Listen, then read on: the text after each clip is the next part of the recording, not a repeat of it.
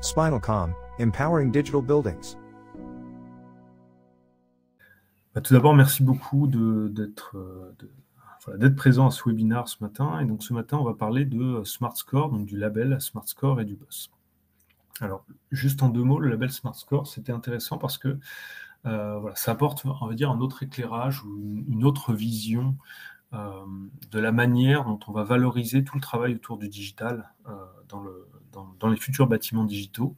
On voit que c'est quelque chose qui va être assez complémentaire à ce qu'on peut connaître peut-être un peu mieux, nous, en France aujourd'hui, avec tout ce qui est R2S, le travail de la SBA, et puis qui va vraiment venir compléter aussi tout le travail qu'on est en train de faire autour du BOSS.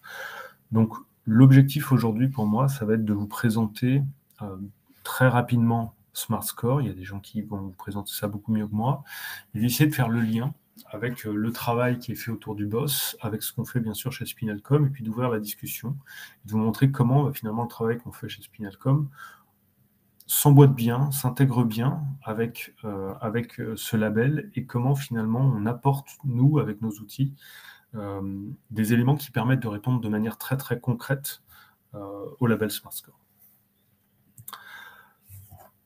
Alors, je vais commencer peut-être par me présenter rapidement. Donc, moi, je m'appelle Jérémy Bellec, je suis président de Spinalcom. Chez Spinalcom, je m'occupe essentiellement des parties, on va dire, encadrement des développements techniques et des produits chez Spinalcom, et puis d'une autre partie qui va être de l'évangélisation, de l'aide à la compréhension sur toutes ces thématiques du bâtiment digital, du BOSS et du Building Information System, du BIS aussi. Et voilà, ça fait maintenant 7 ans qu'on travaille dans le monde du bâtiment, mais moi, 15 ans que je travaille sur des domaines en gros, des systèmes d'information distribués, du jumeau numérique et de la digitalisation des assets physiques. Et je vais vous présenter ensuite en quelques mots Spinalcom. Donc Spinalcom, on est avant tout éditeur de logiciels. Et voilà, là vous avez quelques chiffres qui vous permettent vraiment de montrer qui on est, comment on évolue. Donc aujourd'hui on est 21, c'est 3 fois plus qu'avant le début du Covid. Donc c'est une évolution qui est quasiment en double tous les ans en ce moment. Ça veut dire que la thématique du bâtiment digital, du BOSS, ce sont vraiment des thématiques qui parlent et qui commencent à intéresser de plus en plus. On travaille donc sur le jumeau numérique et le BOSS. On va dire qu'on a fait à peu près 13 ans de R&D sur ces sujets. Donc, c'est pas une offre qui est née hier et on y travaille et on continuera d'y travailler demain. Aujourd'hui, on a à peu près 25 bâtiments qui sont déployés, dont un bâtiment en Amérique du Nord qu'on est en train de déployer. Donc, vous voyez que c'est pas seulement français, aussi franco-français. Et il y a un chiffre qui est 6 millions de données. C'est un chiffre qui me semble important parce que c'est ce que peut produire un bâtiment tertiaire de bureau de 10-20 000 m² aujourd'hui par jour. Et l'objectif, c'est vraiment comment, avec l'ensemble de ce volume de données, aussi des données qui sont très variées, on arrive à en sortir vraiment énormément de valeur. Et ça, c'est pas anodin, parce qu'un bâtiment qui produit 6 millions de données par jour, ces 6 millions de données, on les gère pas simplement de manière magique, on va dire. Et il y a tout un travail à faire autour de ça. Et je pense que ce travail, on essaie bien sûr, nous, d'y apporter notre brique avec ce qu'on fournit. Mais on voit que tous ces labels, toutes ces règles, ces standards qui apparaissent, ils sont là aussi pour accompagner les clients, les maîtrises d'ouvrage, les maîtrises d'œuvre, dans comment est-ce qu'on va valoriser ce volume et cette hétérogénéité de données qui existent dans le bâtiment. Donc ça, c'était pour vous présenter moi-même et Spinalcom. Et juste, je reviens sur la dernière image qui présente bien ce qu'on fait Spinalcom et qui permet aussi d'introduire le lien avec Smart Score. Ce qu'on fait chez Spinalcom, donc, c'est vraiment d'essayer d'accompagner nos clients et le marché d'un bâtiment existant ou tel qu'il existe aujourd'hui, qui peut être automatisé avec des systèmes, vers un bâtiment digital qui va offrir un grand nombre de services digitaux. Et donc pour ça, ce qu'on dit, c'est que finalement, il y a un choix à faire de la part de la maîtrise d'ouvrage. C'est est-ce que je veux faire l'un ou l'autre? Est-ce que je veux faire un bâtiment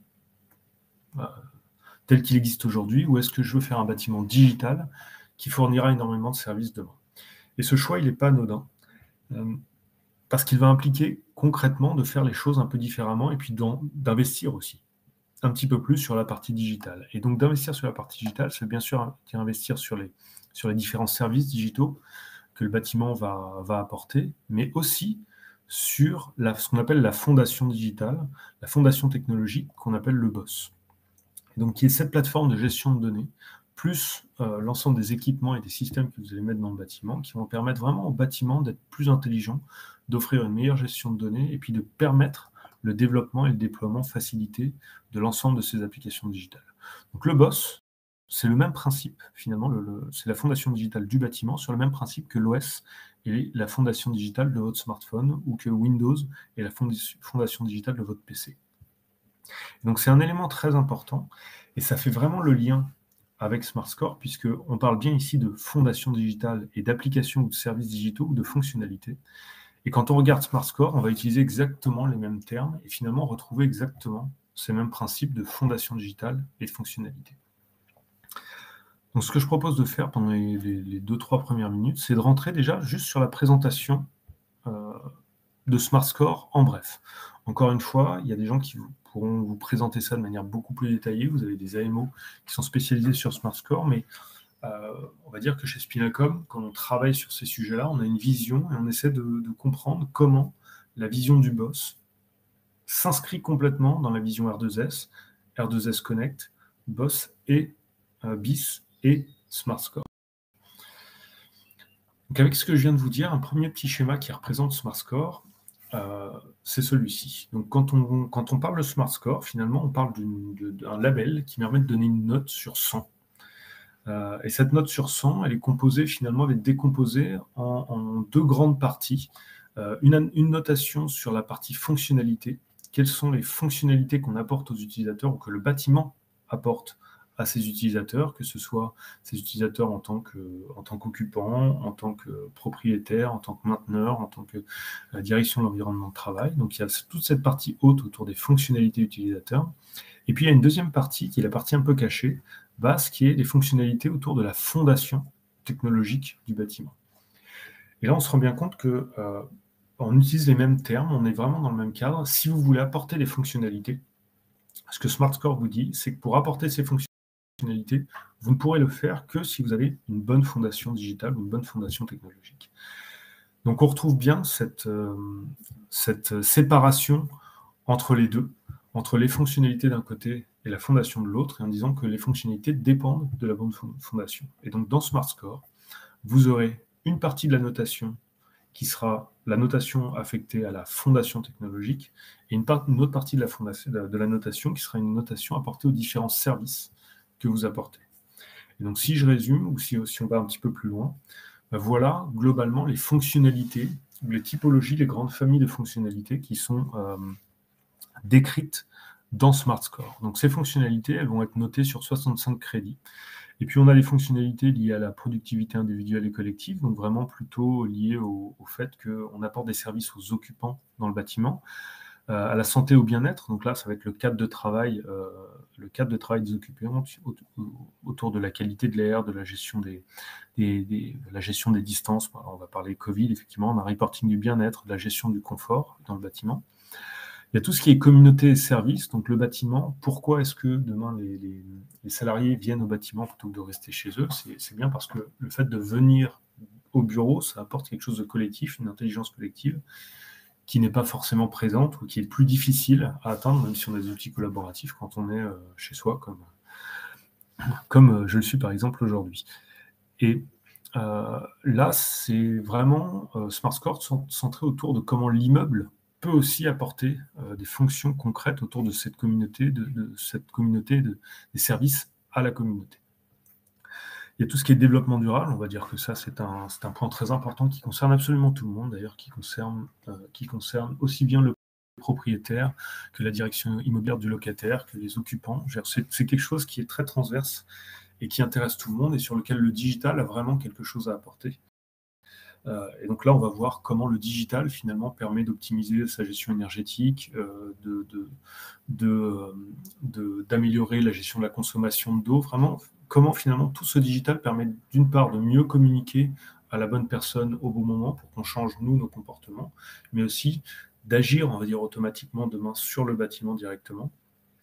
Comme ça permettra au bâtiment, finalement, d'être beaucoup plus intelligent, donc pas seulement automatisé, mais intelligent, c'est-à-dire de réagir à son usage et pas simplement de réagir à une programmation. Il y a toutes les fonctionnalités autour de la maintenance, on s'en doute bien. Le bâtiment, pour qu'il fonctionne, pour qu'il fournisse de vrais services, il faut qu'il soit lui-même, entre guillemets, bien maintenu et en bon état. Voilà, si un bâtiment en mauvais état va fournir des mauvais services. Et donc là, il y a toute une partie autour de la maintenance. Alors, la maintenance des espaces, mais aussi potentiellement la maintenance des systèmes d'information qui sont dedans, parce qu'on sent bien que si je veux fournir des services digitaux, je vais avoir une partie maintenance digitale qui va être importante, parce que les systèmes d'information du bâtiment, s'ils ne sont pas en bon état, ils ne fourniront pas des bons services digitaux. Et puis, toute la partie sécurité aussi. Alors, ce qui est intéressant avec SmartScore, justement, c'est qu'on commence à rentrer dans le détail des différents services qu'on va proposer, ce qui n'était pas forcément présent dans d'autres labels. Donc, on se concentre dans ce label sur quels sont les services que le bâtiment va pouvoir proposer. Et on les liste, surtout, on en liste quelques-uns, et puis il y a des critères affectés à chaque service. Est-ce qu'on apporte, on a une bonne note si on apporte beaucoup de services bien faits, et une mauvaise note si on ne les apporte pas. Et on verra même que la note, elle ne dépend pas que des services, mais elle dépend aussi des données qui permettent de créer ces services ou de créer ces applications, ces fonctionnalités, si vous préférez. Alors ça, c'est pour la partie servicielle, c'est pour la partie fonctionnalité, mais il y a une deuxième partie, je vous l'ai dit, qui est la partie un peu cachée, qui est la partie fondation, sur laquelle SmartScore donne quand même 35 crédits. Autrement dit, on suppose qu'un tiers de la partie digitalisation de votre bâtiment n'est pas affecté au service que vous allez proposer, mais à la plateforme que vous allez mettre dans le bâtiment, à la capacité du bâtiment à proposer ces services demain. Donc là, on retombe sur vraiment quelque chose qui est caché pour la plupart finalement des personnes qui ne maîtrisent pas forcément le digital, qui est que c'est bien d'avoir un service, mais si j'ai le service tout seul, finalement, le service tout seul ne m'apporte pas grand-chose. Il faut vraiment qu'on ait une fondation transverse, toute une infrastructure de gestion de données qui permettent demain à ces services de fonctionner. Et donc, de la même manière, ces 35 crédits digitaux, ils sont apportés sur des critères très concrets. Si vous voulez avoir une bonne fondation digitale, il va falloir que vous ayez beaucoup de points sur ces 35 crédits. Et si vous avez beaucoup de points sur ces 35 crédits, ça facilitera finalement l'acquisition des points sur les 65 crédits du moins, c'est comme ça que je l'interprète, mais je pense que toutes les discussions qu'on a eues avec la partie Smart Score France, je pense que c'est comme ça que c'est aussi interprété par. Et donc là, on voit qu'il y a des points qui sont associés sur la partie connectivité. On retrouve aussi un lien avec WireScore. Le bâtiment, est-ce que le bâtiment est connecté à l'extérieur et est capable de se connecter avec la partie cloud? Il y a des points liés à la partie système intelligent. Donc, globalement, quels sont les systèmes que vous allez mettre dans le bâtiment? Quelles sont les plateformes de gestion de données et d'intégration de données que vous allez mettre dans le bâtiment? Et là, on va retrouver un lien très fort avec R2S, un lien très fort avec le BOSS, le BIS. Et je vais même faire un petit parallèle avec le livre blanc qui est sorti sur le BIS et le BOSS. Et vous verrez que de toute façon, pareil, tout ça, ça converge et que c'est plutôt rationnel et que ça va dans le même sens. Il y a tout ce qui est réseau d'intégration du bâtiment. Donc là, on va parler de réseau IP unifié, etc., de la gouvernance des données, de la cybersécurité et de la manière dont on va partager les données. Donc comment on structure les données, comment on partage ces données. Et donc au final, comme je vais rentrer un petit peu dans le détail après, je ne vais pas y passer, mais voilà, c'est intéressant vraiment de voir ces deux choses-là. Il y a les fonctionnalités, il y a la fondation. Chaque point qu'on va pouvoir gagner, on va le gagner sur des critères particuliers, et à terme, l'objectif, dans le cadre de SmartScore, et après j'arrête sur cette présentation globale, ça va être de dire est-ce que j'ai 20 points, 30 points, 40, 50 points, et en fonction de ces points-là, et puis des thématiques sur lesquelles on a des points, ça nous permet d'avoir une certaine progressivité dans le label, en commençant par du silver, du gold, du platinum, voilà. Alors, ce que j'aime bien, moi, dans cette manière de présenter les choses, c'est d'une part qu'on y associe des points. Donc, on n'est pas forcément dans comment faire, mais si vous l'avez fait ou si vous l'avez bien fait, globalement, vous allez avoir progressivement des plus ou moins de points. Ce que j'aime bien, c'est qu'il y a une progressivité dans la chose. On comprend bien que tous les bâtiments n'ont pas forcément besoin de la même infrastructure digitale ou des mêmes fonctionnalités, etc. Mais ça permet vraiment cette progressivité, et donc si on n'est pas digital du tout ou complètement digital, il y a la nuance dans tout ça, et ça c'est quelque chose qui est assez appréciable, mais que dans cette nuance, il y a quand même bien cette séparation entre la partie fondation, infrastructure digitale, et puis cette partie fonctionnalité. Et on voit bien qu'on peut d'abord, qu'on ne pourra pas apporter les fonctionnalités réellement sans la fondation, donc d'abord on apporte la fondation, puis ensuite on construit les fonctionnalités au-dessus. Alors maintenant, comment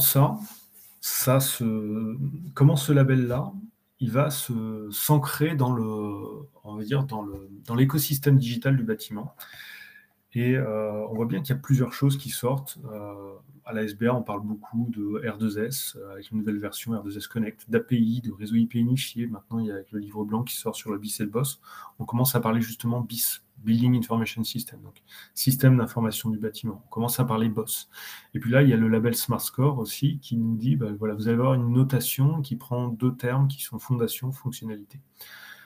En fait, ce que j'aimerais vous montrer là, c'est que tout ça, on parle de la même chose. On parle de la même chose, on converge tous exactement vers la même chose et tout le monde approche la digitalisation du bâtiment d'une manière un petit peu différente, mais tout ça, c'est complémentaire et profondément intéressant parce que on fait mûrir le marché, finalement, progressivement, en allant progressivement du côté simple au côté plus complexe.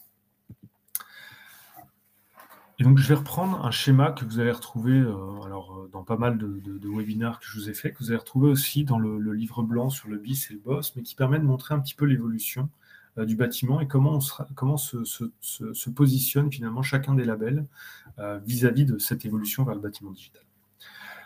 Alors, ce schéma, il se lit un petit peu de droite à gauche. Donc, vous allez avoir à droite, finalement, les bâtiments existants dans lesquels on s'est dit, bon, dans le bâtiment, je vais rajouter de la GTB, je vais rajouter un système de sécurité incendie, je vais rajouter une maquette BIM, je vais rajouter de la GMAO, je vais rajouter des applications occupantes. Puis, voilà. On rajoute des silos les uns à côté des autres. Et finalement, on en rajoute de plus en plus. Et on voit qu'on arrive aujourd'hui à un stade où on a tellement de silos de silos les uns à côté des autres qui ne savent pas se parler, que finalement, on a un bâtiment qui est censé être digital, mais qui coûte très cher à produire d'un point de vue digital, qui n'est pas forcément facile à maintenir d'un point de vue digital, et sur lequel il n'y a pas une cohérence ou une vision d'ensemble, puisque chaque application apporte son service de manière complètement indifférenciée de l'autre application. Elles ne savent pas trop communiquer. Les personnes aussi ne communiquent pas trop ensemble. Donc finalement, dans cette vision de gauche, dans laquelle on a un bâtiment siloté, le coût d'apport de chaque application est assez cher. On va le mettre à 20 par exemple, et on a un QI du bâtiment, un Building IQ, on aime bien les thématiques BIS, BOSS, BIC.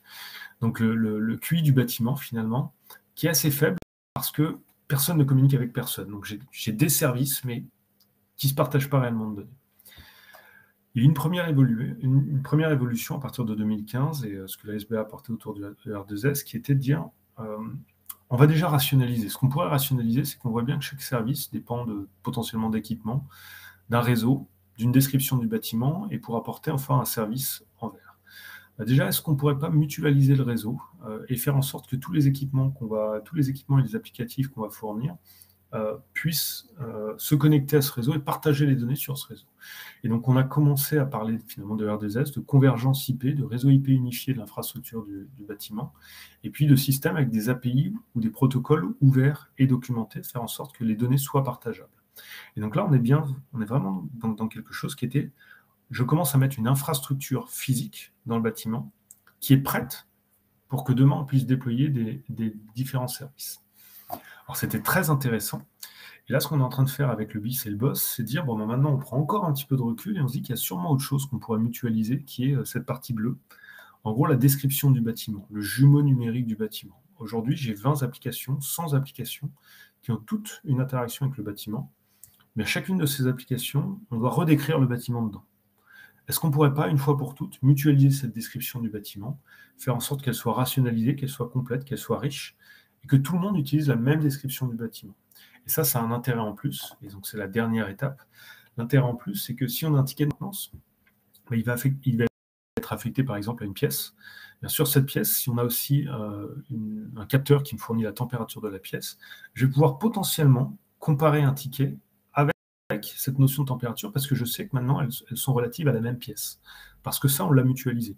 Donc, on sera capable de comparer des données hétérogènes et de dire, par exemple, si j'ai des dépassements de température, ça me permet de générer automatiquement un ticket de confort sur cette pièce parce qu'on est persuadé que la pièce, c'est bien la même. Et donc, on parle de la même chose et qu'on est en train de vraiment de regarder simplement cette pièce sous différents aspects et sous différents angles. Ce qui n'était pas possible avant, parce que personne n'ayant la même description, finalement, les deux pièces dans deux systèmes ne portaient pas le même nom, pas le même identifiant, et donc on avait beaucoup de mal à comparer des données hétérogènes et donc potentiellement à faire un bon diagnostic. Et c'est là où on apporte beaucoup plus d'intelligence, parce que L'exemple, c'est quand vous allez chez le médecin et que vous avez une maladie, le médecin ne regarde pas juste un critère indépendamment des autres. Il essaie de regarder plusieurs critères, plusieurs choses. Il regarde votre température, il regarde votre gorge, il vous pose des questions. Et c'est tous ces critères liés ensemble, contextualisés ensemble, qui permettent de faire un bon diagnostic.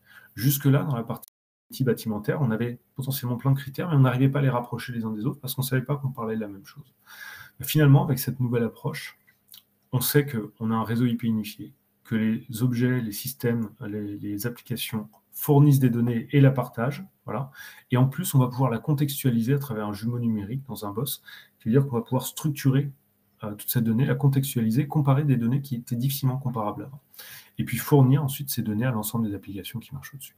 Et donc, on a transformé un bâtiment dans lequel les applicatifs coûtaient très cher à ajouter, voilà, pour un QI du bâtiment qui n'était pas très élevé parce qu'on n'arrivait pas à croiser les informations, à une vision dans laquelle finalement chaque applicatif bleu, on a apporté une fondation, celle-ci a un certain coût, c'est un investissement, mais ensuite chaque petit applicatif en vert ici est beaucoup moins cher à apporter parce qu'il va réutiliser des données qui sont déjà existantes plutôt que de les réinventer.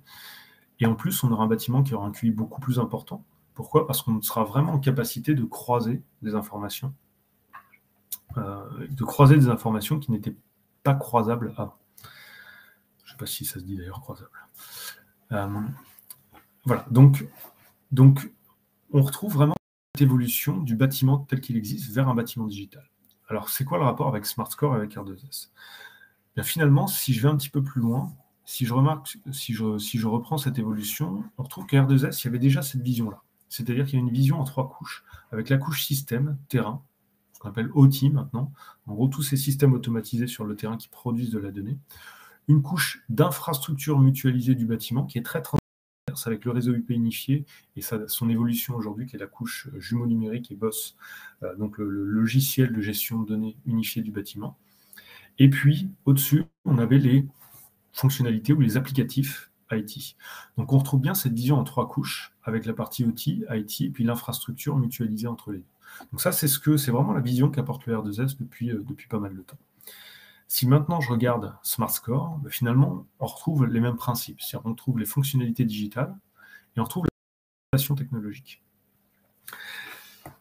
Ce qui veut dire qu'on n'a pas exactement les mêmes termes, mais on parle exactement de la même chose dans ces 2 labels-là. Par contre, on en parle de manière un peu différente, et on en parle d'une manière un peu différente qui finalement apporte plus de complétude. Dans un cas, SmartScore, on va noter si vous avez bien fait les choses. On va noter si ça, c'est présent. Par contre, on ne vous dit pas réellement comment le faire, si ce n'est que ce schéma-là, en 3 couches, vous trouvez qu'il est aussi présent complètement dans SmartScore avec le réseau IP unifié, la couche de plateforme de gestion de données.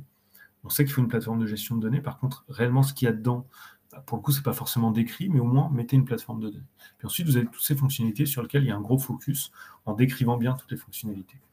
Là où dans R2S, on va parler de l'ensemble des API, on va faire un gros focus sur la partie convergence IP. De plus en plus, avec les aspects BIS et BOSS, on va faire vraiment un gros focus sur l'aspect BOSS et cette plateforme de gestion de données. Qu'est-ce qu'elle fait ? Qu'est-ce qu'elle doit apporter ? Donc là, je vais faire un peu de pub, mais il y a ce livre blanc qui vient de sortir sur le BIS et le BOSS. Donc il y a vraiment tout ça, c'est bien décrit. Et on essaie vraiment d'apporter du détail sur ces fonctionnalités, donc sur le comment réaliser ces choses-là. Et si vous savez comment le réaliser, à la fin, vous aurez une bonne note.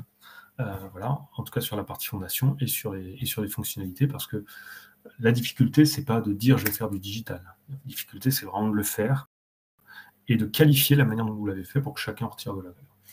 Et donc, ce qui est très intéressant, c'est qu'on voit que toutes ces approches, finalement, qui viennent d'acteurs différents, convergent quand même vers une vision commune d'ensemble de comment doit être architecturé un bâtiment digital pour fonctionner, pour apporter vraiment les fonctionnalités. Voilà. Et qu'au final, elles ne sont pas si éloignées que ça, mais elles l'approchent d'une manière un petit peu différente. Et ce qui est très intéressant pour une entreprise comme nous, qui est éditeur de logiciels, de BOSS et aussi de certaines fonctionnalités, c'est que grâce à cette notation, grâce à ces nuances, non seulement le marché commence à mûrir, mais voit que le digital, c'est pas juste magique et que ça se construit avec plusieurs briques fonctionnelles qu'on va mettre ensemble, qu'on peut aussi apporter de la nuance, c'est-à-dire qu'on n'est pas obligé de faire tout ou rien. On peut le faire un peu, progressivement, à moitié, on peut le faire évoluer aussi. Donc cette nuance, elle est importante. Et puis ça permet aussi d'apporter un label, un tampon, et donc de fournir de la valeur. comment un promoteur aujourd'hui va valoriser tout ce travail-là. Un promoteur, si je veux faire un bâtiment ou un bâtiment digital, on va dire qu'il y a quand même un travail qui est assez différent. Il y a une partie de travail en plus à faire pour apporter un bâtiment digital. Mais ce n'est pas le promoteur qui en a, lui, l'intérêt direct ou l'usage direct. Ça va être le futur propriétaire ou les futurs occupants. Donc, comment le promoteur fait pour valoriser le travail qu'il aura fait en plus et donc l'investissement qu'il aura fait en plus. Et donc, ce qui est très intéressant, c'est qu'on avait le label R2S, on a aussi maintenant le label Smart Score, et tout ça, ça converge vers comment je vais valoriser cette partie fondation digitale, qui est, à mon sens, à mon avis, de la responsabilité du promoteur, de celui qui va rénover, c'est-à-dire ça reste de la fondation, donc c'est quelque chose qui doit être dans le bâtiment et qui est attaché au bâtiment, pour que demain, le bâtiment puisse fournir l'ensemble des services. Et donc voilà, le label, il apporte vraiment un intérêt là-dessus. Il apporte un autre intérêt, c'est que voilà, ces deux labels, finalement, ils disent la même chose, qui est qu'avec un bâtiment existant, on peut apporter des services. Voilà, mais chaque service coûte très cher à apporter.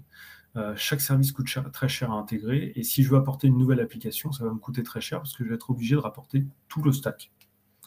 L'application, la nouvelle description du bâtiment, le réseau et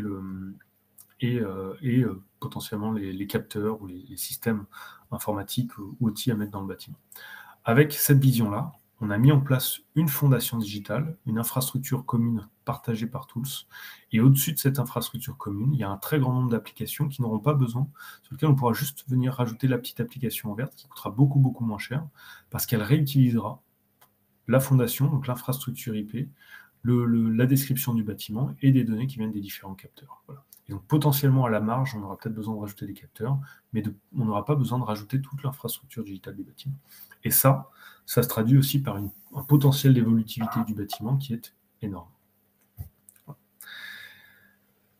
Alors, ce que je vais faire maintenant, c'est que je vais rentrer un petit peu dans le détail. Là, finalement, on est resté dans les principes, mais je vais rentrer un petit peu dans le détail, et là, je vais faire le lien aussi avec le livre blanc BOSS qui est paru la semaine dernière. Quand on parle d'architecture de principe, donc tout ça, ça reste dans le principe. Voilà. Maintenant, le diable se cache dans les détails, et de quoi on parle vraiment quand on parle de ces systèmes avec des API ouvertes, du réseau IP unifié, d'un jumeau numérique, d'un BOSS et d'applications digitales. Eh bien, on essaie de le représenter dans un schéma qui est un petit peu plus complexe, un peu plus détaillé, mais qui représente la réalité de ce qu'on peut trouver sur le terrain. Et ça, je vais rentrer dans le détail parce qu'en plus, on voit bien que les fonctionnalités qui sont ici, je vais représenter de manière un petit peu globale, là, on voit bien qu'on n'apporte pas des fonctionnalités aux mêmes personnes. Donc là, on va aussi s'adresser à certaines personnes en particulier. Donc je vais essayer maintenant de rentrer dans le détail sur ce schéma-là. C'est un schéma que vous allez retrouver peu ou prou à peu près dans le livre blanc BOSS et qui essaie de représenter globalement le système d'information du bâtiment. Donc là, je vais essayer de vous faire le lien avec ce qu'on appelle le BIS, Building Information System, c'est-à-dire comment, parce que je mets en place un système d'information rationnel dans le bâtiment, je vais avoir une bonne note, Smart Score, donc je vais avoir un bon label et donc je vais pouvoir valoriser potentiellement mon bâtiment sur le marché ou la partie digitale de mon bâtiment sur le marché. Alors si je reviens sur cette partie, je vais faire un petit zoom. Je fais un petit focus sur la partie infrastructure digitale. Donc la partie fondation, finalement, elle est déjà composée pas seulement d'équipements, pas seulement de capteurs, d'objets, mais de l'ensemble d'une infrastructure qui est assez complexe. Et on va retrouver ça dans tous les critères Smart Score, d'ailleurs. Si on le lit de bas vers le haut, dans un bâtiment, vous avez de plus en plus d'objets connectés. Voilà. Que ce soit des objets connectés sur la gauche qui font partie de l'infrastructure du bâtiment, avec les caméras de vidéosurveillance, la partie éclairage, la partie chauffage, climatisation, la partie capteur énergétique, les balises de géologue, parfois des barrières de parking, etc. Donc, j'en ai oublié évidemment, mais toute la partie infrastructure du bâtiment, puis après il y a la partie liée aux occupants, donc tous les systèmes, les photocopieurs, les PC, etc., que les occupants vont venir faire dans le bâtiment, vont venir mettre dans le bâtiment. Puis ces systèmes-là, enfin ces objets connectés, ils ne communiquent pas directement comme ça sur IP. Souvent, ils communiquent, ils vont être gérés par ce qu'on appelle une couche d'automatisation, donc des automates, des ordinateurs qu'on peut se positionner un petit peu partout dans le bâtiment, qui vont se connecter à ces capteurs et qui vont faire tout le travail d'automatisation. Et ces automates, aujourd'hui, ils sont de plus en plus connectés, de plus en plus sur IP nativement. Voilà. Donc il y a deux versions. Il y a des automates qui ne sont pas sur IP, qui ont besoin d'un concentrateur, et puis il y a des automates qui sont maintenant sur IP, qui utilisent le switch, le switch du réseau comme concentrateur. Donc là, on voit aussi que la démarche R2S maintenant, c'est de venir apporter au-dessus de cette couche équipement et automatisation un réseau IP unifié du bâtiment pour la partie infrastructure. Et de l'autre côté, il y a un réseau IP unifié pour la partie locataire. Potentiellement, il pourrait y avoir un lien entre les deux, mais déjà, je vais séparer les deux. Et sur ce réseau IP unifié, on va mettre les différents superviseurs métiers spécifiques. Donc on voit que dans les R2S, ça, on est sur la couche basse, sur la couche vraiment équipement. On a les équipements, la partie automatisation, le réseau infrastructure unifié, et puis les différents superviseurs qui vont permettre déjà de valider si tous ces équipements fonctionnent bien. Donc on voit bien que ce qu'on montrait comme juste des petites cases avec des devices dans la partie, dans le schéma de principe qui était avant, ça se transforme quand même en quelque chose de plus complet, de plus détaillé, sur lequel il y a un ensemble d'équipements à mettre en œuvre pour arriver à apporter cette vision. Et ça, le R2S, je pense, l'explique assez bien. Maintenant, l'objectif, c'est de mettre des services au-dessus. Et vous voyez que pareil, par rapport au schéma qui était simplifié sur les principes, je mets plein d'applications, là on commence à voir du détail, de la nuance dans ces applications. Déjà, la première nuance, c'est que toutes les applications ne s'adressent pas aux mêmes personnes. Donc on a des applications plutôt destinées aux propriétaires, autour de la gestion énergétique, autour de la gestion patrimoniale, de la gestion des baux. On va avoir des applications plutôt liées aux occupants, autour de la réservation de salles de réunion, de la gestion du confort, de la partie communautaire, du géoguidage parfois. Donc comment est-ce qu'on apporte un grand nombre de services aux occupants, et donc comment est-ce qu'on doit connaître avec finalement les Access Directory l'identité de ces occupants pour leur apporter des bons services. On a aussi des applications destinées aux mainteneurs, avec tout ce qui est GMAO, gestion de la maintenance. On va avoir les applications destinées plutôt aux locataires, avec la gestion des espaces, les WMS, l'ERP, etc. Les SIRH, qui peuvent potentiellement avoir un lien aussi avec le bâtiment. Et puis des nouvelles gammes d'applications. Alors là, je fais un peu de promotion, mais par exemple des applications de BIM, des applications d'analyse du bâtiment, qui sont un peu des applications, des nouvelles gammes d'applications qui arrivent sur le marché. Et on sent bien que toutes ces nouvelles gammes d'applications, si je parle du BIM-GEM par exemple, je veux faire un superviseur BIM, mais il va bien falloir que j'arrive à récupérer des données BIM, des données GTB pour en sortir un service de supervision nativement en BIM. Donc on voit bien qu'on doit finalement pour ces applications commencer à consommer des données du bâtiment. Voilà. Et donc toute la question, c'est comment je fais le lien entre le bâtiment, son infrastructure, ses équipements et ses applications digitales pour lesquelles j'aimerais qu'elles aient une relation directe avec le bâtiment. Soit parce que je veux que le bâtiment remonte automatiquement ses données de consommation énergétique bien consolidées, bien structurées, auprès des applications à destination de gestionnaires de patrimoine ou de la direction immobilière de locataires, soit parce que je veux faire en sorte qu'un occupant puisse déclarer un ticket sur un équipement qui se retrouve dans la GMAO du mainteneur automatiquement pour faire en sorte qu'il y ait une fluidité dans le transfert de l'information et qu'un ticket soit facilement déclaré, soit facilement transmis et que tout le monde se comprenne là-dedans, ce qui n'est pas évident non plus. Voilà. Soit parce que je veux que un dysfonctionnement matériel répété plusieurs fois dans une GTB, par exemple, puisse générer automatiquement un ticket dans la GMAO pour faire en sorte, pareil, qu'on ait une fluidité de transfert de l'information entre les systèmes du bâtiment et les applications qui sont en haut. Donc on voit que quand on rentre un petit peu dans le détail, il y a toute cette partie-là. On retrouve toujours ce lien entre les fonctionnalités et puis l'infrastructure ou la fondation digitale. Mais cette fondation digitale, elle n'est pas complète. Et en fait, ça, on le retrouve aussi bien dans l'approche BOSS qui est proposée autour de la SBA et dans l'approche Smart Score autour de cette plateforme de gestion de données mutualisée transverse qui est préconisée dans le label Smart Score. Et en fait, ce qu'on va vous montrer, c'est que cette plateforme de gestion de données transverse, c'est exactement ce qu'on appelle un BOSS de l'autre côté.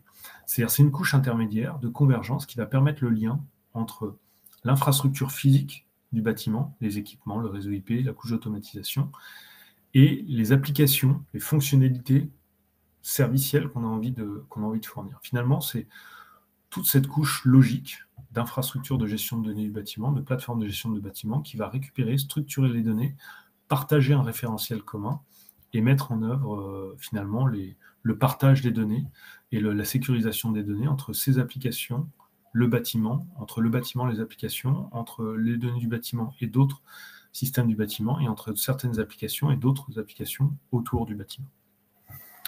Et ça, là, on retrouve exactement ce que je disais tout à l'heure, c'est-à-dire on retrouve exactement sur ce schéma détaillé la fondation technologique proposée par SmartScore et les fonctionnalités technologiques proposées par SmartScore.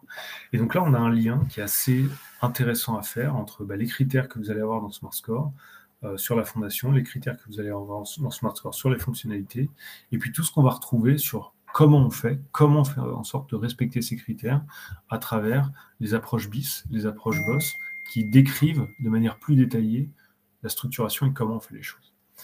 Il manque pour moi une chose, on en parlera à la fin, qui va être maintenant comment on met tout ça en œuvre, dans toute l'organisation d'un projet digital avec les bonnes compétences qui font en sorte qu'à la fin, on ait un processus qualité qui permette de gagner des points progressivement dans SmartScore en réalisant toute cette infrastructure et en faisant en sorte que le bâtiment, finalement, il ne fasse pas que répondre à des labels sur le papier, mais qu'il offre vraiment les services dans la réalité, dans la réalité de son usage quotidien, qu'il offre vraiment l'intégralité de ses services. Donc, voilà un petit peu, là je pense que je vous ai fait le tour de ma compréhension de SmartScore, de comment finalement c'est en lien avec tout ce travail autour de la digitalisation qui est fait par ces différents acteurs, dont on fait partie finalement en apportant quelques-unes des briques, et comment on comprend finalement tous ces labels autour d'une seule et même démarche globale de digitalisation du bâtiment. Alors maintenant, je vais peut-être rentrer dans quelque chose d'un petit peu plus concret sur ce qu'on fait chez Spinalcom et vous montrer comment finalement les outils qu'on produit nous, le BOSS, les applications de BIM gestion, exploitation, maintenance et nos dashboards d'analyse, nos boards d'analyse de données du bâtiment finalement, est-ce qu'ils apportent quelque chose de manière très concrète dans le cadre de SmartScore? Et donc là, je vais essayer de reprendre les différents critères, les différentes exigences du label SmartScore. Donc on voit bien que par exemple sur la partie fondation, donc je commence de base en haut, je commence d'abord par la fondation. Finalement, vous avez 21 critères qui sont listés par SmartScore, qui vous font globalement une note sur 35 points. Et pour avoir une bonne note, il va falloir que vous ayez une réponse finalement en face de chacun de ces critères. Et donc, ce qui va m'intéresser, moi, c'est de voir chacun de ces critères, finalement, est-ce qu'on a tout pour y répondre ou pas? Donc là, si je regarde par exemple les premiers critères, vous avez le Wi-Fi pour les utilisateurs, vous avez le choix du fournisseur d'accès, fibre optique, etc. sans fil. Tout ça, ça va être des critères qui vont être apportés plutôt par la partie infrastructure physique, le réseau IP du bâtiment, le réseau du bâtiment. Voilà, donc, est-ce que vous avez mis en place un réseau IP du bâtiment? Est-ce que vous avez respecté les bonnes pratiques pour ça? Ça, j'ai envie de vous dire, c'est vraiment la partie infrastructure. Vous allez voir les fournisseurs de réseau IP. Vous choisissez un bon réseau IP qui est capable de avec des switches de niveau 3, voilà, pour essayer vraiment d'aller plus loin dans la programmation, dans le fait que le réseau soit programmable, vous allez pouvoir répondre à ça. Donc ça, c'est pas le boss qui va vous apporter pas mal de choses. Par contre, sur les critères de fondation numéro 2, là, on va voir qu'il faut des systèmes d'automatisation, des plateformes logicielles pour les locataires, des plateformes logicielles opérationnelles pour la gestion de données, des systèmes intégrés, des systèmes étendus intégrés pour l'exploitation des maquettes numériques du bâtiment. Et donc là, on commence à voir qu'on a besoin d'organisation, de structuration des données. Et donc, l'objectif pour moi, c'était de vous montrer que finalement, dans ces différents labels, ce qu'on peut apporter chez Spinalcom et le BOSS apporte un certain nombre de réponses à ces différents critères. Et donc là, j'ai essayé de vous lister finalement sur ces différents critères, en jaune, ce qui n'est pas apporté par nous, par un outil comme le nôtre qui est le BOSS, qui va être plutôt apporté soit par le réseau IP que vous allez mettre en œuvre, soit par la GTB, le choix de la GTB que vous allez positionner sur le bâtiment, soit par les applications occupantes que vous allez choisir, soit par l'architecture globale du réseau que vous allez mettre en œuvre, le choix des équipements, et puis des procédures d'exploitation que vous allez définir pour faire en sorte que tout ça fonctionne sur du long terme. Et puis il y en a d'autres qui sont concrètement, directement apportés par le BOSS, c'est-à-dire cette plateforme de gestion de données, de structuration. Et donc là, on voit bien qu'il y a des critères, par exemple, comme l'ontologie des données. Le BOSS gère ce qu'on appelle un jumeau numérique du bâtiment, qui est en gros une organisation particulière structurée des données, structurée des données qui va nous permettre d'apporter vraiment ces critères. Je vous demande 2 petites secondes.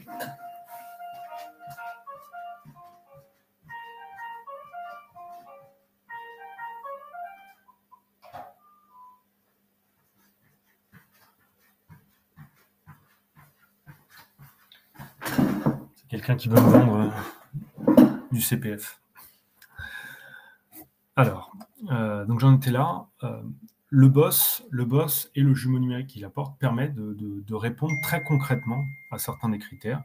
Et donc, vous voyez, par exemple, sur l'ontologie des données, sur la politique de cybersécurité, finalement, il vous faut le boss, il vous faut toute une structuration du système d'information apportée par le master système intégrateur et aussi des règles de bonne gestion apportées par la DSI du client. Mais le boss est un outil qui vous permet finalement de répondre à ces différents critères. Donc, là, en finalement une visualisation, en un tableau, j'essaie de vous montrer sur l'ensemble des critères de la fondation digitale ce à quoi un boss permet de répondre.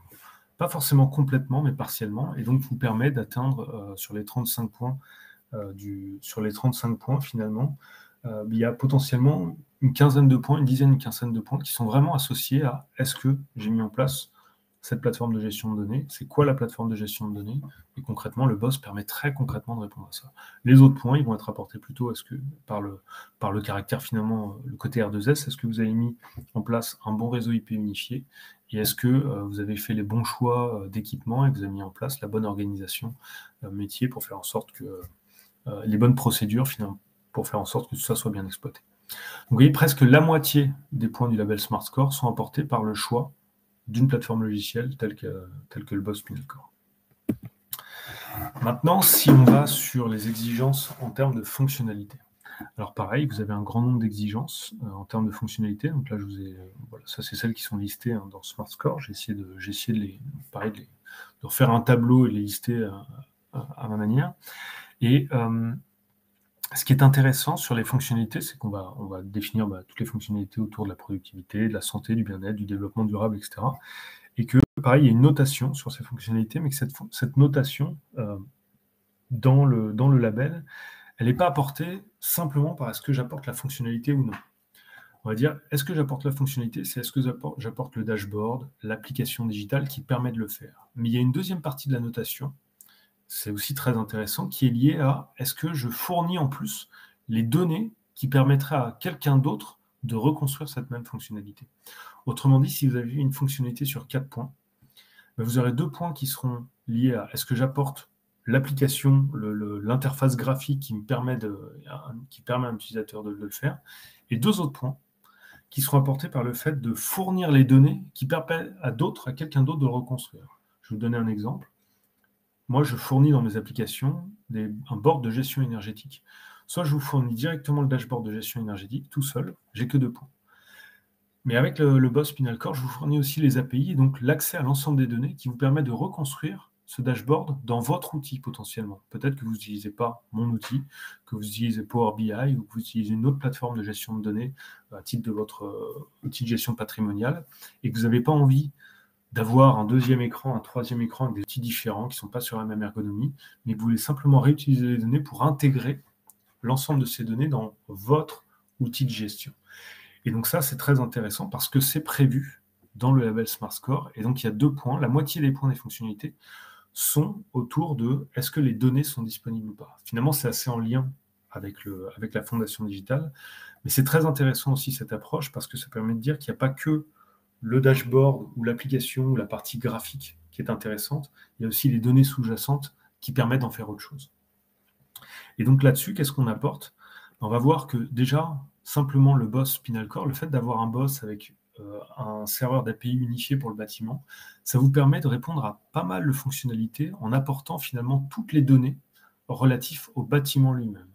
Alors c'est vrai que le boss est relatif au bâtiment, c'est-à-dire que les données qu'on va gérer sont celles du bâtiment. Ça veut dire que pour la localisation des personnes, potentiellement, c'est pas toujours le boss qui va fournir ça, parce que parfois, ça peut être un système de géolocalisation mis par le locataire et qui n'est pas affecté, qui n'est pas un système du bâtiment. Mais potentiellement, c'est-à-dire que le boss répond déjà à une partie de la notation fonctionnalité simplement parce qu'à travers les API qu'il apporte, il permet de fournir les données qui permettent de construire les fonctionnalités. Et donc, ce qui est intéressant, c'est de voir que on pensait qu'il y avait une note finalement d'infrastructure que sur 35 points, mais que sur les 65 points restants, il y a une grosse partie de la notation qui est liée à la présence des API et donc potentiellement aussi à cette infrastructure et à cette fondation digitale. Donc la fondation digitale, elle n'apporte pas que des points que sur la partie, enfin ce boss finalement, il apporte pas des points que sur la partie fondation digitale, il apporte aussi des points sur la partie fonctionnalité parce que plus il a d'API et plus ces API permettent de fournir les données, qui permettent de construire une fonctionnalité, plus on a de points aussi sur ce point. Et puis le deuxième aspect, c'était de vous montrer que nous, pour chacune des API qu'on fournit, on essaie aussi de construire un dashboard au-dessus. Alors, vous n'êtes pas obligé de prendre le nôtre. Ce dashboard ou ces applications jumeaux numériques qu'on positionne au-dessus, elles consomment les API du boss. Et donc, on essaie d'apporter à chaque fois, pour chacune des fonctionnalités qu'on traite avec nos outils, non seulement la fonctionnalité, mais aussi l'ouverture des API pour faire en sorte que nos clients puissent utiliser les mêmes données dans d'autres applications, y compris des applications concurrentes aux nôtres. Et ça, je pense que c'est intéressant parce que ça veut dire qu'il y a vraiment une approche ouverte qui est validée, qui est qualifiée dans ce label-là, et que cette approche ouverte apporte plus de points, ce qui n'était pas forcément évident à traduire dans un label et à traduire d'un point de vue de la valorisation du bâtiment. Même si, quand on va exploiter le bâtiment, on se rend évidemment compte qu'à l'exploitation, avoir une approche ouverte, c'est ce qui permet l'évolutivité à terme.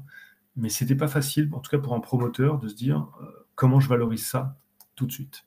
Et là, on voit bien que le label, à travers sa notation, à travers non seulement cette séparation fondation, fonctionnalité, ça l'apporte, mais même à travers la notation dans les fonctionnalités, où on a 2 points liés à j'ai la fonctionnalité et 2 points qui sont liés à j'ai les données qui me permettent de reconstruire la fonctionnalité, ça apporte vraiment une réponse concrète et même une nuance, enfin concrète, nuancée et une notation en plus, donc une valeur à cette ouverture du bâtiment pour chacune des fonctionnalités.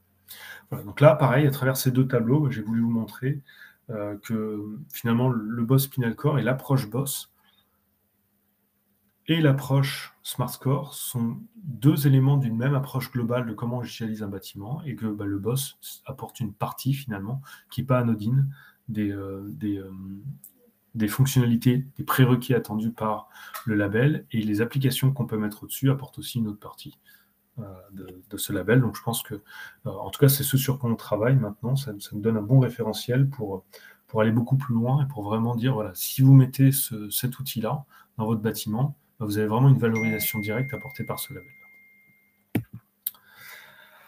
Alors, je vais bientôt m'arrêter, les 50, j'ai déjà dépassé de 5 minutes, mais juste, il y a une discussion qui me semble quand même intéressante à la fin. On a parlé de fondation, on a parlé de fonctionnalité, mais qui apporte quoi? On voit bien que dans le monde du bâtiment, il y a un promoteur qui construit le bâtiment, puis ensuite il y a un propriétaire, il y a un investisseur qui va venir acheter le bâtiment, qui va mettre ses propres fonctionnalités, puis on a des occupants qui vont arriver, une direction immobilière qui va louer, enfin un locataire qui va arriver et qui va vouloir mettre ses propres fonctionnalités. Donc en fait, si on revient sur ce schéma assez simple, il y a une temporalité finalement. Et il y a, dans cette temporalité, il y a des acteurs différents qui interviennent à des moments différents dans la vie du bâtiment, et chacun va apporter ses propres briques à ce système d'information global. Et donc, montrer ça de cette manière-là, finalement, c'est aussi pas aller assez dans le détail, et je pense que c'est intéressant de bien distinguer que les fonctionnalités ne vont pas être apportées par les mêmes personnes, et que dans ce cadre-là, il y a des responsabilités différentes dans l'apport des différentes briques digitales. Et donc, finalement, c'est aussi ça qui est intéressant dans cette nuance qui est apportée par cette notation, c'est-à-dire que cette notation, elle n'est pas forcément tout de suite, de mon point de vue, alors ça c'est ouvert en discussion, elle n'a pas forcément une vocation à avoir la meilleure note tout de suite, mais apporter une première partie de la note, puis ensuite à la faire évoluer sur le cycle de vie du bâtiment. Pourquoi? Parce que d'abord, je suis un promoteur. Si je suis un promoteur, ce que je vais apporter, c'est la fondation digitale, c'est-à-dire un bâtiment qui est en capacité à fournir un grand nombre de services. Par contre, moi, en tant que promoteur, je n'ai pas l'usage de ces services, je n'ai pas forcément la connaissance de ces services, je ne suis pas celui qui exploite au jour le jour le bâtiment. Ce qui veut dire que, en tant que promoteur, je vais vraiment être plutôt responsable de cette fondation digitale, c'est-à-dire l'infrastructure, convergence IP et les équipements que je mets dedans avec des API ouvertes et documentées, ça c'est indispensable. Si je ne le fais pas à ce moment-là, c'est très compliqué de le faire après, et c'est très dur à mettre en œuvre après. Mais aussi, la plateforme de gestion de données unifiée du bâtiment, c'est-à-dire le BOSS. On parle souvent aujourd'hui de BOSS Ready. Voilà, mais c'est-à-dire je fournis le BOSS, cette infrastructure qui permet de fournir les données et de fournir l'API unifiée du bâtiment. mais je ne suis pas forcément celui qui va porter l'ensemble des fonctionnalités ou des briques logicielles correspondant au service. Pourquoi? Parce que je vais avoir un futur propriétaire avec son asset manager, son property manager, et ces gens-là ont leur propre plateforme de données. Potentiellement, peut-être que les services que je vais apporter ne sont pas adaptés à leur plateforme, ne correspondent pas à la plateforme qu'ils utilisent. Par contre, j'ai la plateforme de données, j'ai l'ensemble des API qui me permettent quand même d'avoir des points dans le label Smart Score sur la partie fonctionnalité parce que j'apporte les API sans apporter forcément la fonctionnalité, mais je permets à mon futur propriétaire, à mon futur PM, à mon futur AM, de venir consommer les données dans leurs propres outils. Et ça, c'est très intéressant. Pareil, je vais avoir un locataire qui va arriver, une direction de l'environnement de travail, une DNT qui arrive. Chacun va venir potentiellement avec ses propres briques. Et ce qu'il va vouloir, c'est non seulement que la fondation soit là, mais qu'il ait accès aux données à travers les API. Et donc là, on voit bien qu'il y a quand même une démarche, et c'est vraiment une discussion ouverte sur est-ce qu'il faut tout faire tout de suite. En tant que promoteur, on voit bien que c'est compliqué d'une part, parce que je ne sais pas quels sont les services que tout le monde va mettre derrière, et puis surtout, les services vont être de la responsabilité potentiellement du futur occupant. Si je suis propriétaire, est-ce que je mets les services pour les occupants? Oui, mais si j'ai un gros preneur et qu'il a déjà déployé des services dans d'autres bâtiments, il va vouloir déployer les mêmes dans son bâtiment. Autrement dit, les services que je vais lui fournir ne vont pas être adaptés à son usage. Et donc, ce qu'il y a de bien avec cette notation et avec cette séparation, c'est qu'on voit bien quand même qui doit apporter quoi. De mon sens, de mon point de vue, et ça c'est ouvert à la discussion, le promoteur est en charge d'apporter la base, la fondation et les API ouvertes du bâtiment, ou le propriétaire, d'ailleurs, si je fais rénover mon bâtiment. Et ensuite, chaque acteur qui intervient dans le bâtiment va être en charge, va avoir la responsabilité d'apporter ses services. Et il y aura une connexion à faire entre les données du bâtiment fournies par cette fondation digitale et les services qui sont apportés par chacun des acteurs qui arrivent progressivement. Et donc on voit bien que finalement, le score, il n'est pas là pour être figé une fois pour toutes au début. Pour moi, en tout cas de mon point de vue, il va évoluer sur toute la vie du bâtiment. Et ce qui est très bien, c'est qu'on commence à avoir un outil qui va nous permettre de suivre finalement le niveau de digitalisation du bâtiment, donc ce que j'ai appelé un petit peu le Billing IQ, le QI du bâtiment intelligent, sur tout son cycle de vie. Et on commence à avoir des outils qui permettent de dire, voilà, le digital, c'est pas simplement une fois pour toutes, c'est quelque chose de très progressif et qu'on est capable de les avoir au fur et à mesure. Du moins, c'est ma lecture des choses. Maintenant, l'objectif, c'est que ce soit bien sûr ouvert à la discussion. Voilà.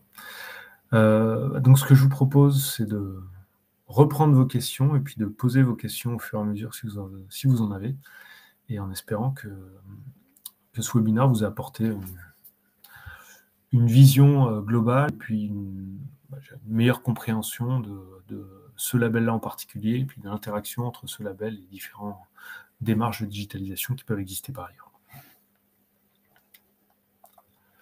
Alors, bon, j'ai pas beaucoup de questions, donc j'espère que ça veut dire que c'était très clair. Alors, les fonctionnalités de développement durable, de maintenance ou de sécurité, sont-elles pas déjà couvertes par les logiciels de supervision technique, de GMAO ou, excusez-moi, ou de contrôle d'accès? Alors, certaines oui, d'autres non. Par exemple, sur le développement durable, on a des GTB qui sont programmés, qui apportent certaines fonctionnalités.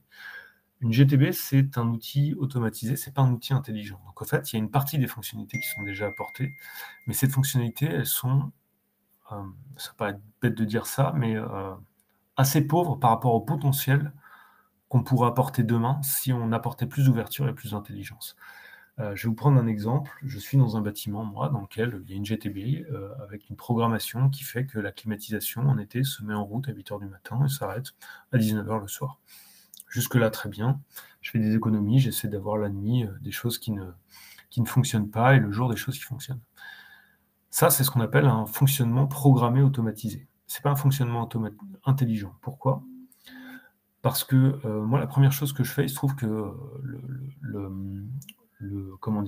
la climatisation, elle est un peu trop froide. Mais elle n'est pas trop froide que pour moi, il se trouve qu'elle est trop froide pour à peu près 50% des personnes qui viennent dans le bâtiment. Donc la première chose que je fais quand j'arrive dans mon bureau le matin, c'est que j'éteins la climatisation. Pourquoi ? Parce qu'elle est trop froide. Et ensuite, je la gère de manière un peu intelligente en fonction de mon propre usage. Ça veut dire quoi, ça ? Ça veut dire que j'ai un fonctionnement GTB qui était automatisé et qui n'est pas intelligent. Pourquoi ? Parce que si je ne viens pas au bureau le matin, j'éteins pas la clim. Donc ma clim fonctionne. Donc la pièce qui n'est pas utilisée est la pièce qui consomme le plus. Et là, on voit bien qu'au fait, j'avais une vocation, une ambition qui était d'automatiser pour mieux gérer, et qu'au final, la pièce qui consomme le plus d'énergie, c'est celle qui n'est pas occupée, pour 50% des personnes qui occupent le bâtiment. Et là, on arrive sur des hérésies complètes, sur lesquelles il y a un gâchis énorme, non pas parce qu'on n'a pas une GTB, mais simplement parce qu'elle est programmée, et qu'on ne change pas la programmation tout le temps, et que la programmation n'est pas forcément adaptée à l'usage réel, elle est adaptée à l'idée ou au programme, ou au script de programme qu'un intégrateur a bien voulu mettre en œuvre au début. Et au fait, ces programmes-là, voilà, ça c'est parce que je n'ai pas de données ouvertes et que j'ai une programmation. Entre guillemets, la GTB apporte une partie de la réponse, mais parfois cette réponse, parce que le bâtiment est trop complexe et que les usages sont beaucoup trop complexes pour qu'on puisse les envisager dans un programme amont qui ne s'adapte pas, ben finalement, ce n'est pas adapté. Voilà. Là, l'objectif, c'est de dire j'ouvre. J'ouvre, ça veut dire que je vais pouvoir mettre des algorithmes qui vont gérer ça de manière beaucoup plus intelligente demain. Je ne les fais pas forcément, moi, ces algorithmes, mais il y a plein d'entreprises digitales qui sont spécialisées là-dessus et qui sont capables de venir mettre, non pas une programmation a priori une fois définie une fois pour toutes ou une fois par an, mais des algorithmes qui vont pouvoir vraiment faire un diagnostic, non pas simplement qu'à partir de la vision du programme, mais à partir de l'ensemble des autres données disponibles pour apporter beaucoup plus d'intelligence à la gestion courante du bâtiment. Donc sur l'aspect développement durable, le fait de mettre en place ce type d'infrastructure, ça nous permettra d'aller beaucoup plus loin et d'éviter les gâchis. Et quand on voit par exemple qu'un bâtiment, aujourd'hui en moyenne, les bâtiments, les gros bâtiments, les grosses tours à la Défense, etc., elles ont un taux d'usage, d'occupation qui est autour de 5%, de 50%, pas plus. Voilà, et ça, j'en ai discuté avec pas mal de monde, et en plus, ce passage au télétravail n'aide pas, entre guillemets.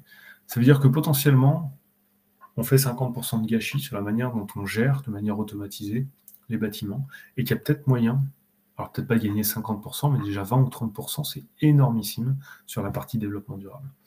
Deuxième chose, c'est ce que je vous ai dit, voilà, tous ces systèmes, aujourd'hui, ils sont silotés. Un système de sécurité incendie, je vais vous donner le même exemple. Un système de sécurité incendie fait son diagnostic à partir d'une valeur. Une valeur qui est le capteur de sécurité incendie qui fait son métier, qui fait son boulot, mais ce capteur-là, c'est juste un capteur de fumée, en fait. Ce qui veut dire que le diagnostic du système de sécurité incendie est très pauvre. Et qu'est-ce qu'on fait? Ça veut dire que quand le capteur se met en marche, on ne déclenche pas l'alarme incendie, on envoie quelqu'un, une personne, pour faire une levée de doute.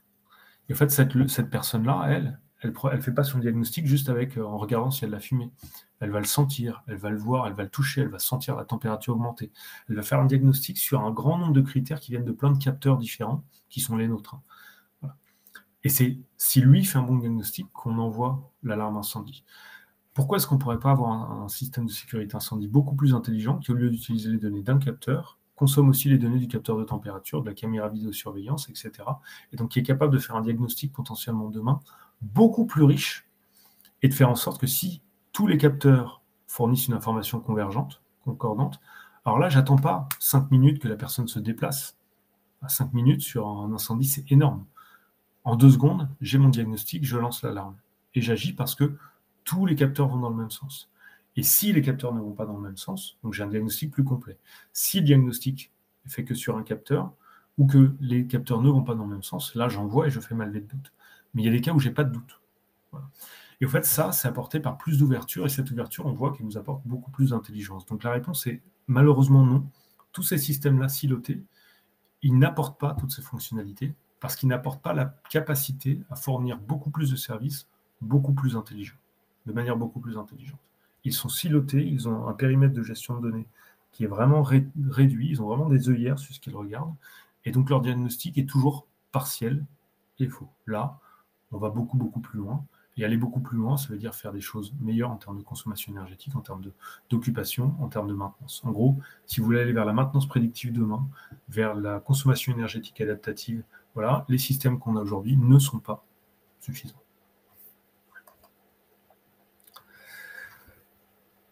Alors, je vais continuer les questions. Jusqu'à quel niveau de détail va SmartScore sur la partie que vous nommez convergence IP?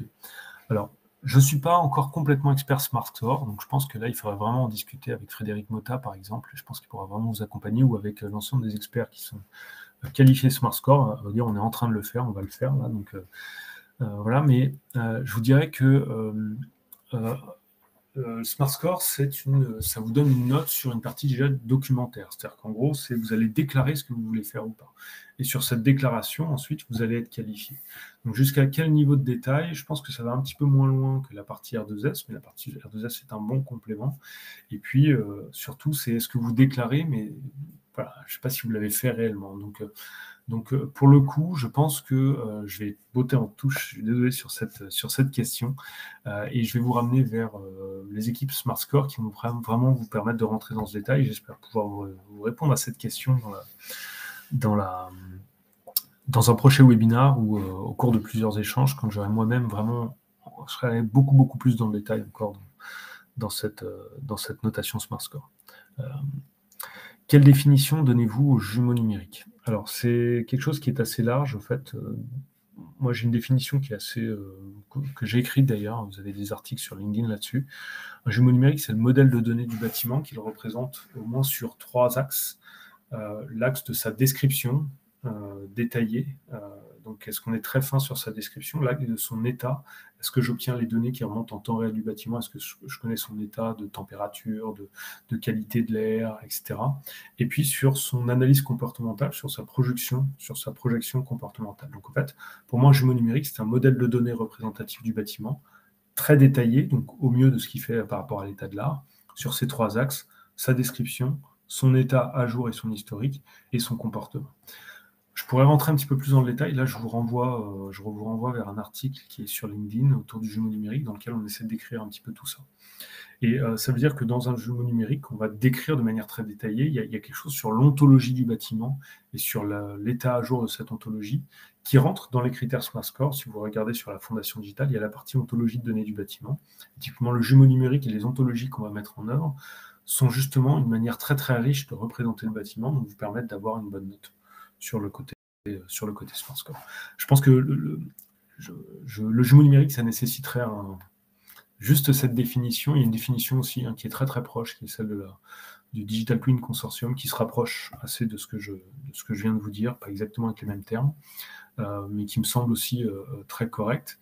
Et voilà, c'est une thématique dont vous allez entendre parler aussi de plus en plus souvent, mais je pense que ça nécessiterait un webinaire complet pour aller plus loin. Est-ce intégré à votre boss? Alors, notre boss intègre nativement le jumeau numérique. C'est peut-être ce qui le distingue d'autres boss du marché qui sont plutôt des outils entre guillemets que j'appellerais GTB++, avec des API ouvertes. Nous, par nature, on vient du monde du jumeau numérique, donc notre boss, c'est le boss pour nous, Building Operating System, c'est aussi le Digital Twin Operating System. C'est l'outil de gestion du jumeau numérique du bâtiment. C'est pour ça qu'on l'a renommé en boss. Donc, en fait, nous, la partie modélisation du bâtiment, état à jour du bâtiment, fait partie intégrante de l'offre boss qu'on fournit. Donc, en gros, voilà, c'est même sa définition. Le boss, Spinal Core, gère le jumeau numérique du bâtiment. Donc gère le jumeau numérique, partage ce jumeau numérique avec les systèmes et les applications que vous avez dans le bâtiment pour fournir à tout le monde une description, un référentiel de description homogène du bâtiment et organise les échanges, les partages de données entre les différents systèmes. Voilà, contextualise toutes les données vis-à-vis de ce jumeau numérique. Donc chaque donnée récupérée dans le boss Spinal Core va être finalement attachée à une donnée de jumeau numérique, aux bâtiments, aux étages, aux pièces, aux équipements, donc à une donnée physique